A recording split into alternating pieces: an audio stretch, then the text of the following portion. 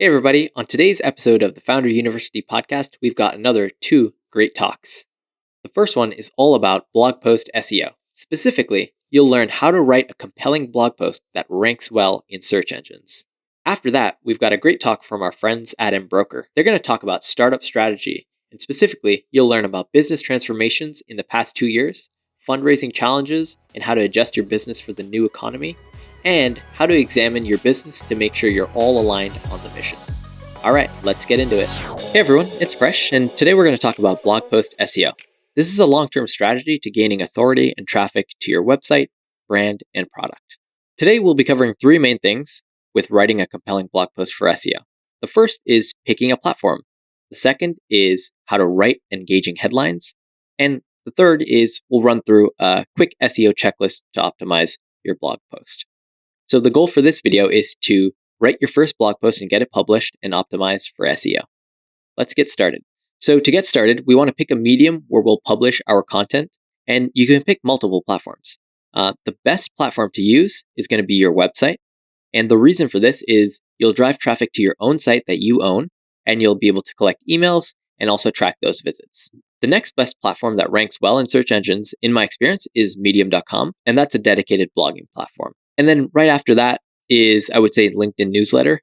And the great use case with LinkedIn's newsletter is that you can easily share content across the platform and has a greater chance of being shared within the platform itself. Now, this might not necessarily help with your website SEO, but if you mention your website in the article and have a place to click out to, you can drive traffic back to your website, which again will then help with SEO. Also, these articles will get indexed in Google, which is the goal. Moving on to the layout of the blog post, we'll want to start with the headline. And to create a great headline, we want to focus on three things. One, how do we convey information clearly and concisely? Two, how do we encourage a desired action? And three, we want to keep it to 11 words and between 35 and 65 characters. And these aren't just made up rules. BuzzSumo analyzed 100 million articles published on the web and concluded that headlines that followed those rules above performed the best. So how do we write a compelling headline? Well, part of the same study from BuzzSumo identified 3 or more phrases to be the highest shared and engaged. So starting with the best or the easiest or the quickest way posts, then the you should headlines, and then the how-to headlines. And then a bonus one is the X reason or number reason headline. So let's jump into some examples of what these could look like. Here are 2 examples of headlines utilizing the best. So you see here on the screenshots, the best ways to do market research for your business plan, and 10 free and easy ways to drive traffic to your website. Moving on to the you should headlines, you'll see an example here is why you should all be retargeting your subscribers. And this search result just appeared on Google search for a search related to retargeting. Moving on to the how-to headlines, here's another example. How to use OpenAI's GPT-3 to spark content ideas. And this was a blog post that appeared when searching for OpenAI and content creation. Another tip for headlines to keep top of mind is adding brackets or parentheses to the titles. There was a study done by Outbrain and HubSpot that showed titles that contained brackets got 38% more clicks than titles without them. So here in the examples, when I search how to find customers, one of the top page results includes a bracket, and it says B2B SaaS in this example.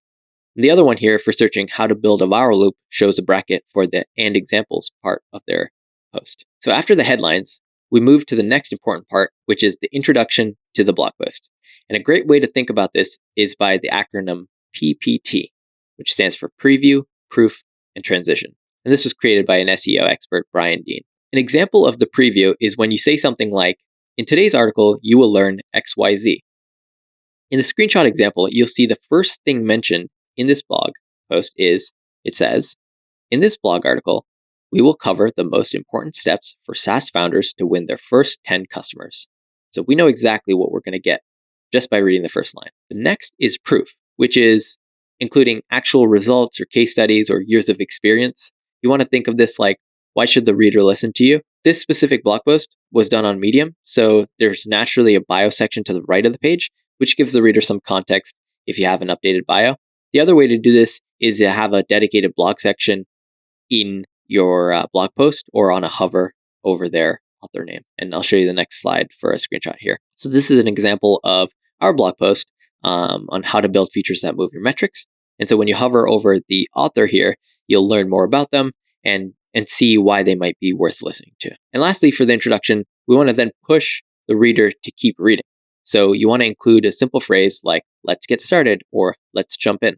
Now let's move on to some important checklist items to include in your blog post. These are some of the important few.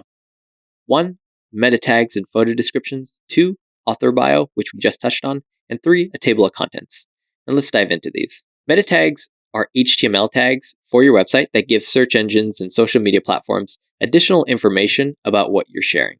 So, for example, when you appear on Google search results and have your title showing along with the description, the meta tags are what identifies what to show. So the good thing about this is that essentially all blogging platforms and website builders have this built into the creation of the blog post, but you just want to make sure that these are up to date. Descriptions are also important for photos, because this adds another layer of information for the search engines to aggregate. In these examples, you can see from our blog post of how to build a strong brand, images in this post all have captions. Another example of having photos on your blog post is that if you share on social media platforms, you can have engaging images appear on the share. For example, when we share the Founder University URL, you'll see a custom image appear, and same with Angel University. And so you can customize these images and include fun graphics related to your blog post when you're sharing these. We briefly touched on this earlier, but another important piece to include in the blog post is the author bio. This can be as a hover action at the top of a blog post or at the bottom of an article. In the screenshot attached, you'll see we've dedicated bio section in each blog post for all authors, and you can even click out and see other posts by that author. And lastly, including a table of contents is a delightful experience for the reader. Again, Investopedia does a great job of executing on this. The table of contents helps the reader jump to specific sections on the page to get information they want quickly. So if you made it this far, the challenge for you is to create your first blog post. Or if you have many created already, go back and see how you might be able to optimize them. So remember, start with the headlines, have clear and concise content, structure the article with a hook and credibility and images. And lastly, remember the checklist items to include to optimize your blog post. We've created a template for you to use at founder.university/SEO-checklist. So be sure to check that out for additional resources. All right, that's going to wrap up today's episode of how to optimize a blog post and rank in search results. Thanks for watching. By way of introduction, my name is Ben Jennings. I am the Chief Revenue Officer at a company called Embroker. We are in the insurtech space. And for those of you who potentially don't know us, Embroker is the radically simple destination for industry-tailored commercial insurance. We'll talk a little bit about what that means and the space itself as we go through the presentation. But very excited to be here today. So why are we talking about this now? This topic and the time that you should really jump in and potentially look at changing your business strategy, are you on pace, is really now. The last couple of years have been quite incredible. I think everyone would agree that the past 2 years, whether that be COVID, economic environments, impacts on particular verticals, et cetera, have been tough on all businesses. Certainly the insurtech space that we sit in has been impacted, but it has presented all manner of challenges, whether those be fundraising, economic headwinds in a particular vertical, geography, segment of your business, or even specifically for us in the commercial insurtech space and that transformation of that space itself. And we'll talk a little bit about how that impacted Embroker as we move forward with the slides. So the biggest thing here is how and when should you make the decision to reevaluate where you are sitting as far as your strategy? I think that is an incredibly important inflection point for all businesses, particularly young venture-backed startups. I am incredibly fortunate to spend time with thousands of these organizations that are at various stages in their evolution. And there's a number of things that hit them and a number of reasons why they might take a pause and look at where they're going. Some of those being just industry movement, whether it be the technology space, the cannabis space, industrial manufacturing, there's a number of different factors there that have really impacted folks relative to the industry that they're in and the movements within those. Obviously, things like slow growth. If you are seeing your product slow down, if you're seeing revenue growth start to be a little lethargic, certainly those are places where you're going to want to take a pause and reevaluate where you are. Potentially, you have a lot of incredibly smart people like us in your organization with lots of great ideas. And that can tend to sway you away from your core values and where you're trying to take the business. Getting adrift can be deadly. And so that's definitely an inflection point that you want to pay attention to. And then certainly competing priorities. I think everyone comes to the table with the best intentions, but sometimes misalignment occurs. And when you find yourself in a place where multiple parts of the organization are misaligned, certainly that is an inflection point where you need to actually take a pause, regroup, and bring the folks back together to actually get back on the same page. And then obviously sounding the alarm soon is I think the biggest piece. I think most leaders in businesses are passionate about where they're going. They're trying to operate their businesses. And sometimes the hardest thing is to actually slow down and actually reevaluate where you're at. So at the end of the day, this is a people game. And the first thing you need to do when you're reevaluating your strategy and really understanding your organization and are you on the right path is look at your team. This is typically where you can find some areas of improvement, whether it be the type of people, the roles they're in, the way that they're structured, or just how they're collaborating with one another. I cannot emphasize this enough. Prioritizing hiring excellence is a critical first step in bringing an organization to alignment around where you're trying to go. That is spend the time, invest wisely, get the right people, not only in raw skills, but in capabilities as well as just cultural fit. Are they collaborative? Are they like creative thinkers? Do they believe in the game that you're trying to play? Encourage diversity and perspective. I know everyone is typically fond of a particular source, whether it be I want a bunch of Stanford MBAs or I want folks from a particular business school. That's great. And those are all wonderful folks and great resources. But diversity amongst that brings creative thinking, brings challenging thought, and obviously strengthens the way that you're actually going to go to market. It also helps you when you are headlong down a path to back up and maybe evaluate things from a different perspective. Strongly would encourage you to diversify and gain more perspective there. Create a culture of inquisitiveness. And what I mean by that is if you have a part of the business that is always afraid to raise their hand, is operating in the shadows, if you will, and never really wants to push and challenge where you're going, how you're getting there, where you're spending your dollars, that's not good. It's a very obvious thing, but it is allowed to fester for far too long. Making sure you root that out and make it part of your ethos that, hey, it is okay to ask questions. It is okay to challenge the status quo. That is critical. And making sure that you do that and repeat that all the time and encourage others is really a critical path item for us. Admitting mistakes, no one likes to make them, but creating a culture and bringing a team together that is okay with doing that. Not making the same one twice, obviously, but certainly putting yourself in a position where you embrace that inspection, you realize and recognize the things that didn't go perfectly, and you correct those going forward. And that continues to compound in your excellence and allows you to stay much more on course and towards your vision. And so when you are stepping back and reevaluating kind of where you're going in the business, it's really important that you have kind of that mentality in mind. And then just get comfortable with discomfort. The waters are not going to be smooth. They sure as heck weren't smooth over the last 2 years, and they're likely going to be a bit bumpy going through 2023 and beyond. And so just you got to get used to that level of discomfort in your organization, and everyone else needs to lock arms and fight the fight together in doing that. So getting to the plan and going through it step by step is obviously critically important. Do not wait.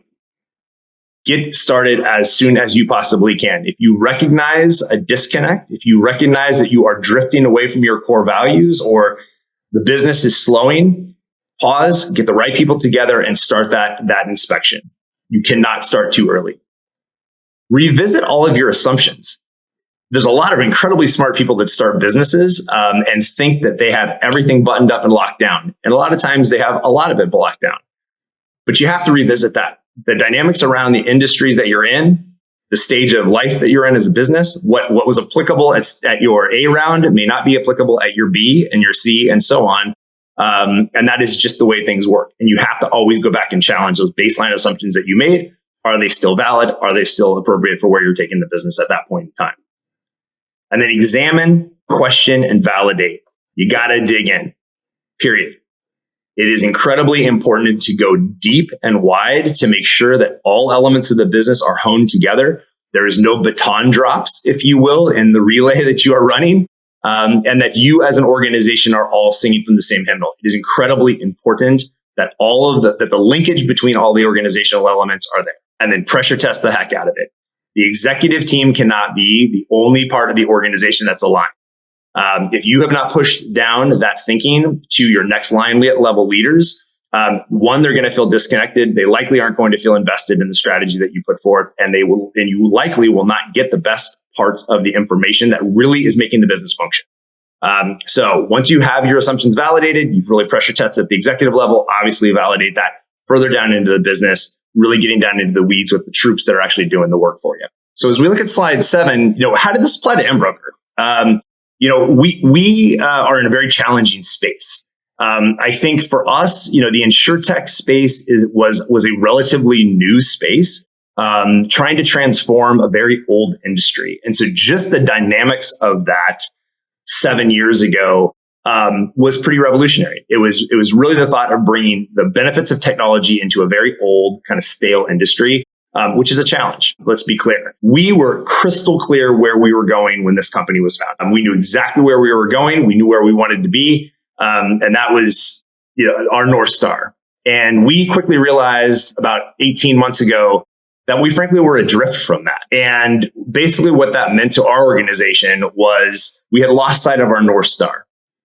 We had lots of amazingly creative ideas. We had folks that were committed. We had all of the elements running in slightly different directions. And so we actually had to back up. We had to align the organization, all functions, not just sales, not just customer success, not the executive team, engineering, product, customer success, finance. Everyone had to orient around and retrench around our North Star. Now, for us, the wonderful thing was our North Star was the North Star that the company was founded upon.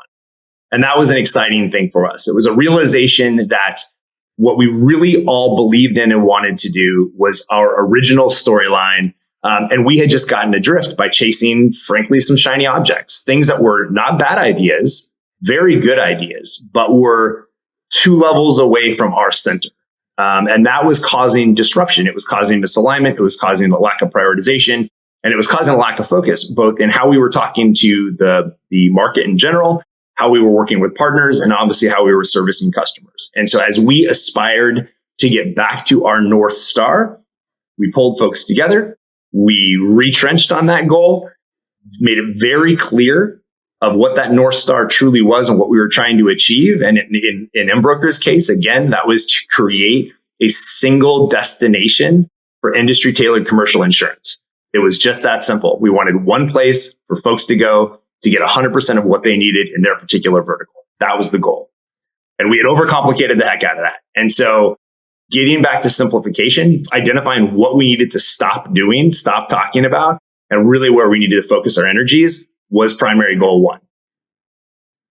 Once that was done, we had to establish some very clear measurable milestones, which we did that collectively as a team. And then we started measuring absolutely everything. We had, whether it be finance, whether it be sales, whether it be engineering, pacing, product release and development, all of it needed to be measured so that we could, instead of trying to eat the elephant, really boil things down to measurable, manageable chunks that would keep us on course. And we were able to achieve that pretty handily. So the executive team, again, as founders, which you all are, the executive team can't be the only ones that are singing this song. To really, truly retrench and change the trajectory of your business, you have to have alignment across the organization. You have to bring them along.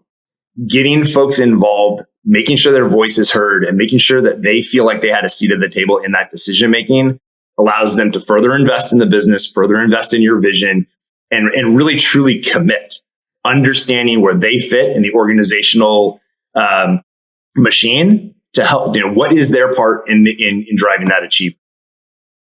It is also very important that what you say internally, you are saying externally. I have a wonderful marketing and communications team that assists in everything that we do.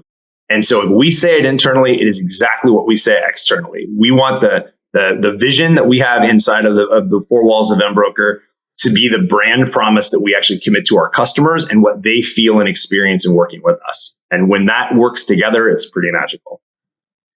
And then obviously, who needs to hear this message? Everybody often and consistently. Most folks hear you once, but don't digest it. Second time, maybe they digest a little bit more, but they don't internalize it until they've heard it multiple times. And when you are trying to re-anchor on a particular strategy and where you're going as a business, and really trying to embed that into how you operate, you must repeat it early and often. We have an all hands every other week. At the end of that, we are emphasizing this repeatedly. I emphasize it in all of my calls, whether that be CS, sales, CS operations, etc. Engineering does the same, so does finance, etc. And they are all working together because they are hearing the same message constantly. So on slide 9, did this work or did it not?